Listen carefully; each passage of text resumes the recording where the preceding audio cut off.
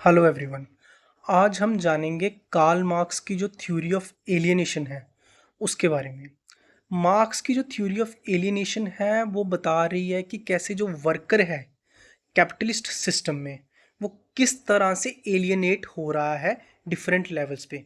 Alienation का क्या मतलब है कि वो अलग हो रहा है, आइसोलेट हो रहा है।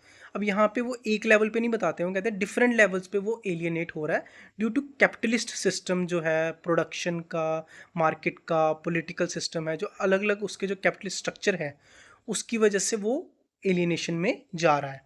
अब ये 4 लेवल्स पे वो बता रहे हैं। फर्स्ट आता है एलियनेशन फ्रॉम द प्रोडक्ट, मतलब जो वर्कर प्रोडक्ट बना रहा है वो प्रोडक्ट के साथ वो अटैचमेंट नहीं है उसको। क्यों? क्योंकि वो प्रोडक्ट उसका है ही नहीं। एट द एंड जो प्रोडक्ट निकल रहा है वो वर्कर का प्रोडक्ट नहीं है। दूसरा लेवल आता है alienation from the process of production, मतलब वर्कर रेपिटेटिव टास्क कर रहा है। मान लो कि एक प्रोडक्ट है जिसके 4 स्टेप्स हैं, तो एक वर्कर जो है वो एक स्टेप रेपिटेटिवली कर रहा है, वो दूसरा स्टेप या तीसरे स्टेप में उसका रोल नहीं है।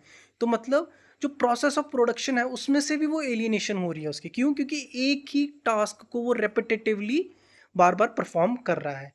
तीसरा आता है एलियनेशन फ्रॉम दी सोसाइटी, मतलब वो जो उसके फेलो वर्कर्स हैं वो उनके साथ compete कर रहा है तो उनसे भी वो अलग हो रहा है। सोसाइटी, क्योंकि 12-12 घंटे काम कर रहा है तो सोसाइटी से भी वो एलियनेशन हो रही है उसकी।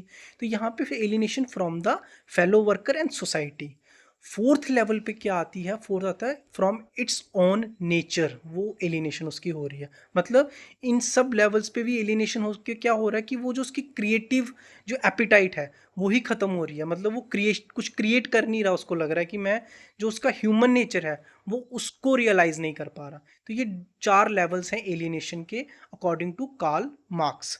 तो यही कार्ल मार्क्स की थ्योरी ऑफ एलियनेशन थी। अगर आप चाहते हैं मैं कोई और टॉपिक कवर करूं तो मुझे कमेंट करके नीचे बताइएगा। Thank you so much.